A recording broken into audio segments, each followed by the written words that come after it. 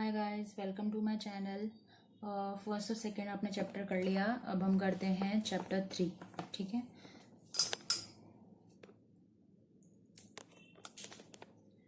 तो सबसे पहले हम बात करते हैं यूनिट 3 में ड्रामा थेरेपी और आर्ट थेरेपी। इन दोनों के बारे में बातें, और ये दोनों के दोनों ऑलमोस्ट सेम हैं, तो इसमें ज़्यादा टाइम नहीं लगेगा। सबसे पहले ड्रामा थेरेपी क्या होती है। National association for drama therapy ने ये बोला है, the systematic and international use of drama theatre processes products and associations to achieve the therapeutic goals of symptom relief, emotional and physical integration and personal growth. इसको हम drama therapy कहते हैं। इसका सीधा सीधा मतलब है, जो भी आप ये डांस वांस करके या फिर एक्ट करके अपने फीलिंग्स को बाहर निकालो, इसको हम ड्रामा थेरेपी कहते हैं। ठीक है, ड्रामा एक ग्रीक वर्ड है जिसका मतलब होता है थिंग्स डन। और ड्रामा थेरेपी एक एक्टिव अप्रोच है, एक्सपीरियंशियल प्रोसेस है, क्योंकि इसमें जो क्लाइंट होता है वो खुद एक्सप्रेस करता है और वो खुद से एक्ट करने की कोशिश करता है, और जो भी उसकी फीलिंग्स हैं और उसमें वो अपने इंसाइट को गेन करने की कोशिश करता है। ठीक है, जो ड्रामा थेरेपिस्ट हैं वो मोस्टली ड्रामा या थिएटर में काम कर सकते हैं, या फिर जर्नल और एबनॉर्मल साइकोलॉजी में काम कर सकते हैं, या फिर साइकोथेरेपी में, या फिर ड्रामा थेरेपी में। ठीक है, ड्रामा थेरेपी की टेक्निक्स क्या क्या है। Role play, drama games, improvisation, puppetry, mask, theatrical performances. इनमें से कुछ जो आपके टेक्निक्स हैं उसमें ज़रूरी नहीं होता है कि हर एक्ट आप ऑडियंस के सामने करोगे। क्लाइंट्स पे डिपेंड करता है। अगर जो उनका ग्रुप है वो चाहता है कि वो ऑडियंस के आगे परफॉर्म करे, तो आप एज अ काउंसलर उसको अरेंज कर सकते हो। बट अगर वो चाहते हैं कि नहीं, वो पहले अकेले में करें, तो आप वैसे भी कर सकते हो। बाकी ये डिपेंड करता है कि जैसे जैसे आपका जो क्लाइंट्स का ग्रुप है वो जितना कॉन्फिडेंट होता जा रहा है, और लास्ट में वो एक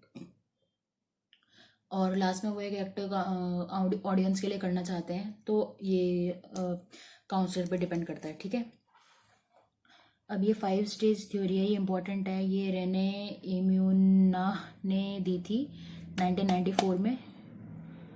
इसमें इनके 5 स्टेजेस हैं। सबसे पहला है ड्रामेटिक प्ले। इसमें जो सबसे पहला स्टेप होता है, जो ग्रुप होता है वो एक दूसरे को जानता है, पहचानता है और ट्रस्ट डेवलप करता है, बेसिक रिलेशनशिप स्किल्स। उसके बाद में सीन वर्क। इसका मतलब है वो प्ले करना शुरू करते हैं और एब्स्ट्रैक्ट रीजनिंग स्किल्स डेवलप करते हैं। थर्ड स्टेज आती है रोल प्ले, जिसमें वो फिक्शनल इश्यूज और उनके जो कॉन्फ्लिक्ट्स हैं उन पे काम करते हैं। फोर्थ स्टेज आती है, बुक में फोर्थ स्टेज का नाम ही नहीं दे रखा, उसको स्टेज 4 ही लिखा हुआ है। ठीक है, तो हम भी स्टेज 4 ही लिखेंगे। स्टेज 4 आता है जिसमें पर्सनल इश्यूज को वो साइको ड्रामा या फिर ऑटोबायोग्राफिकल परफॉर्मेंस के जरिए दिखाते हैं, एक्ट करते हैं। और फिफ्थ आता है ड्रामेटिक रिचुअल, जिसमें जो भी आपका ग्रुप का वर्क है उसको वो ख़त्म करने की कोशिश करते हैं। ठीक है, ड्रामा थेरेपी की टेक्निक क्या क्या है। सबसे पहला है यूज़ ऑफ मेटाफॉर। मेटाफॉर मतलब बड़ा चढ़ा के, तो जो भी आपका बिहेवियर प्रॉब्लम्स है, जैसे कि अगर किसी को बहुत गुस्सा आ रहा है तो वो एज अ वॉल्केनो या फिर एक बॉम्ब को एक्सप्लोड करके दिखा सकता है कि वो काफ़ी गुस्से में है। Second is concrete embodiment. इसका मतलब है एक्सपीरियंस और री एक्सपीरियंस, जो भी आपका एब्स्ट्रैक्ट है उसको कॉन्क्रीट तक फील करने के लिए। जब तक आप किसी भी चीज़ को कॉन्क्रीट तक फील नहीं कर पा रहे हो, आप उसको एक्सपीरियंस करो। और थर्ड इज ड्रामेटिक प्रोजेक्शन। जो भी आपके आइडियाज़ या इमोशंस है क्लाइंट के साथ में, उसको एक्ट करो। Clients difficulty, asking for help other members. जो भी अगर आपको प्रॉब्लम हो रही है क्लाइंट की है, तो उसमें आप दूसरे लोगों की हेल्प भी ले सकते हो, या फिर आप पपेट्स और मास्क बना के भी इसको प्ले कर सकते हो। Fifth is creation of transitional space. Imaginary world आप अपना क्रिएट कर सकते हो, जिसमें अगर आपको ये लगता है कि आप इस वर्ल्ड में आपको कोई भी नहीं और आप सेफ नहीं हो, तो यहाँ पे आप अपने लिए एक ऐसा एक्ट कर सकते हो जिसमें आपको एक इमेजिनरी वर्ल्ड है और जिसमें आप अपना सेफ और ट्रस्ट, सॉरी आपको दिख नहीं रहा, सेफ और ट्रस्ट एनवायरनमेंट आपके लिए क्रिएट है। Sixth is incorporating other arts, use of music, movement, song, dance, poetry, writing, drawings. आप एज अ टेक्निक इन सारी चीज़ों को भी यूज़ कर सकते हो अपने एक्ट में। बस ड्रामा थेरेपी खत्म। अब है art therapy. Art therapy is based on the idea that the creative process of art making is healing and life enhancing, a form of non verbal communication of thoughts and feelings. ये क्या लिखा है मैंने, क्या लिखा है?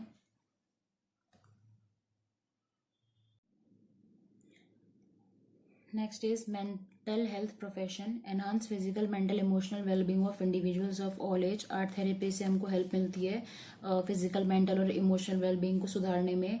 ये help करता है पीपल को टू रिजॉल्व कॉन्फ्लिक्ट हेल्प करता है पीपल को to resolve conflicts, problems, interpersonal skills, manage behaviour, reduce stress, increase self esteem, self awareness और अचीव इंसाइट। ठीक है, ये सारे आर्ट थेरेपी के वो हैं कि ये क्या क्या करता है। ठीक है, और इसको हम एडोलेसेंस के साथ भी यूज़ कर सकते हैं, चिल्ड्रंस के साथ भी, एडल्ट ग्रुप फैमिलीज किसी के भी साथ भी यूज़ कर सकते हैं, क्योंकि आर्ट थेरेपी का सच कोई नेगेटिव इम्पैक्ट नहीं है किसी पे भी। और ये प्रॉब्लम्स के लिए हम इनको यूज़ कर सकते हैं अगर किसी को एंजाइटी है, डिप्रेशन, मेंटल इमोशनल प्रॉब्लम है, या फिर फिजिकल कॉग्निटिव न्यूरोलॉजिकल प्रॉब्लम है, या फिर साइको सोशल डिफिकल्टीज़ हैं जिसमें कि मेडिकल इलनेस आता है। इस सब के लिए आप आर्ट थेरेपी को यूज़ कर सकते हो। अब इसकी बेसिक अप्रोच क्या होती है, दो टाइप की होती हैं। सबसे पहला है प्रोसेस इंटेंसिव। इसका मतलब है use of art as a means to help the client to discover something about himself या हरसेल्फ। और सेकेंड है मेकिंग द आर्ट। इसका मतलब है कि अपनी फीलिंग्स एक्सप्रेस करो थ्रू आर्ट। ठीक है, स्टेप्स क्या होते हैं आर्ट थेरेपी में। सबसे पहला है assessment.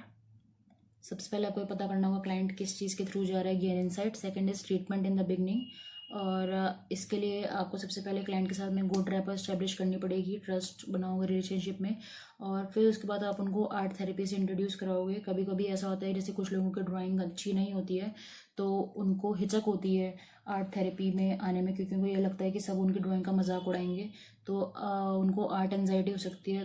But as a counsellor आपको ये करना है कि जब भी वो कोई आपको फर्स्ट ड्राइंग पेश करे, तो फर्स्ट ड्राइंग काफ़ी इंपॉर्टेंट होती है। अगर आपकी फर्स्ट ड्राइंग में सीधा उसको ऐसा बोलोगे कि छी है ये क्या बना दिया, तो उसके आगे तो तुम भूल ही जाओ कि वो तुमको कुछ बना के दिखाएगा। तो अगर कोई आपको फर्स्ट ड्राइंग अपनी दे रहा है तो आप उसको ज़्यादा देर तक घूर के मतलब ऑब्जर्व करके देख के ब्यूटीफुल बोल सकते हो, या फिर बहुत अच्छा बोल सकते हो, फिर मतलब जो भी जिससे उसको अच्छा लगे, और उसको एक्सप्लेन करने के लिए कह सकते हो कि आपने बहुत अच्छा बनाया है और इसमें ये क्या है, ये क्या है। और जैसे जैसे वो बताता जाएगा वैसे वैसे आप उसकी प्रॉब्लम्स के बारे में इंसाइट गेन कर सकते हो।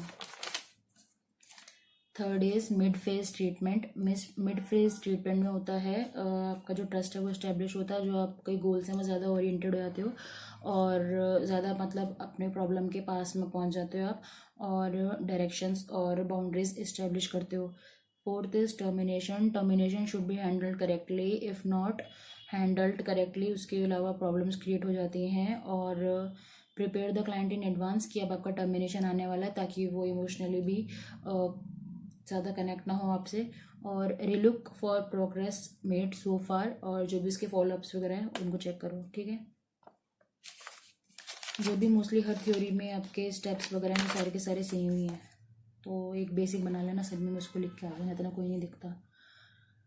Last is art therapy techniques. Techniques क्या क्या हैं। First is exploration task. Exploration task में आपको ये है कि let go of conscious thoughts और कंट्रोल्स। अपने आप जो भी आपको कुछ भी बनाओ ऐसे ऐसे करके, जैसे कि इसमें ABC पार्ट है, जैसे स्क्रिबल में ये कि कुछ भी आप ऐसे ऐसे ऐसे ऐसे ऐसे करके बना सकते हो।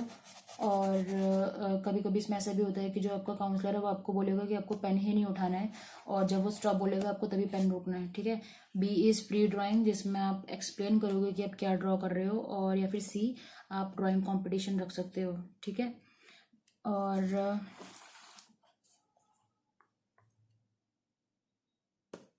सेकंड इज रेपो बिल्डिंग में ये होता है कि जो भी आपको, अगर कोई क्लाइंट आइसोलेशन में है, आपको उसको कम्युनिकेशन उसका बेटर करना है, तो इसमें आप ये थेरेपी यूज़ कर सकते हो, जिसमें ज़्यादा लोग काम करेंगे। सबसे पहली है कन्वर्जेशनल ड्राइंग, जिसमें आप ग्रुप्स बांटोगे, 2 ग्रुप्स में डिवाइड करोगे, और हर ग्रुप में जो भी 2-2 पेयर की टीम होगी वो आपस में सिर्फ शेप्स, लाइन्स और कलर्स के थ्रू ही कम्युनिकेट कर सकती है। ठीक है, B is painting competition bye group, completion. Painting completion में ये होगा कि आप एक आधी अधूरी पेंटिंग उनको कंप्लीट करने के लिए दोगे, और इसमें हो जाता है कि जो एक ही ड्राइंग होती है उसके कहीं ज़्यादा हिडन मीनिंग निकल के आते हैं अलग अलग, क्योंकि हर कोई सेम चीज़ नहीं देखता है सेम खिंची हुई लाइन्स में। तो इससे आप इंसाइट गेन करने की कोशिश कर सकते हो कि क्लाइंट किस डायरेक्शन में जा रहा है। C is painting with an observer. जैसे दो आपने टीम मेंबर्स रखती है, और ऑफ कोर्स मतलब अगर कोई आइसोलेटेड है तो यहाँ पे टीम में उसको हेल्प मिलेगी। जो एक होगा वो बताएगा कि उसके सामने क्या है, और दूसरा जो बता रहा है उसकी हेल्प से ड्राइंग करेगा। Third is expression of inner feelings.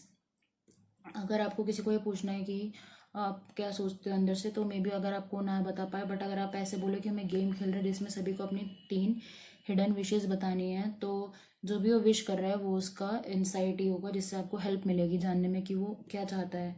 Fourth is self perception. Self perception में आप उनको ये बोल सकते हो कि अपना आप तो सेल्फ पोर्ट्रेट बनाओ, और या फिर आप अपने आप को एज अ एनिमल जिसके से भी आप सबसे ज़्यादा अपने आप को कनेक्ट करते हो वो बनाओ। ठीक है, तो इससे भी आपको उनके बारे में इंसाइट मिलेगी। और फिफ्थ इज इंटरपर्सनल रिलेशनशिप्स। इसमें आता है कि लोग उनको कैसे देखते हैं। तो इसमें आप उनको ये बोल सकते हो कि आप बाकी ग्रुप मेंबर्स की पोर्ट्रेट बनाओ, और या फिर ग्रुप म्यूरल बनाओ जिसमें सारे लोगों की आप वो बना सको फोटो वगैरह। Sixth is individuals place in world. और इसका मतलब ये है कि जो क्लाइंट है वो कहाँ पे स्टैंड करता है वर्ल्ड में, या फिर वो कहाँ पे फिट होता है। तो इसके लिए आप गेम खेल सकते हो हाउस ट्री पर्सन। इसका मतलब होता है कि इसमें जो क्लाइंट है वो ये करता है कि इन तीनों में वो रिलेशनशिप ढूंढने की कोशिश करता है कि आप उसको कैसे दिखाओगे। और बी है कोलाज एंड असेंबल। इसका मतलब है कि एक वर्ल्ड बनाने की कोशिश करो जैसा वर्ल्ड आप चाहते हो, और जिसमें आप सेफ और कंफर्टेबल फील करते हो। ठीक है, अब सबसे मस्त है फोर्थ चैप्टर, जो कि मैं कर ही नहीं रही हूँ क्योंकि जो फोर्थ चैप्टर है ना यार, उसमें पर्सन सेंटर्ड काउंसलिंग के बारे में बता रखा है। और ये person centred counselling same chapter 3 में बता रखा है मैंने, जो बुक 1 में है। पर्सन सेंटर्ड काउंसलिंग ही आपकी वो वाली अप्रोच है तो कार्ल रॉजर ने दी थी ना, ये रही person centred approach Carl Roger वाली। ये सेम अप्रोच के बारे में इन्होंने इसमें थोड़ा सा वैसे इधर उधर फैला फैलू के बता रखा है। बट अगर आपने ये पढ़ ली है और जो मैंने आपको बताया था वो कर लिया है, तो आप इसमें भी इसको लिख के आ सकते हो, सेम मार्क्स मिलेंगे।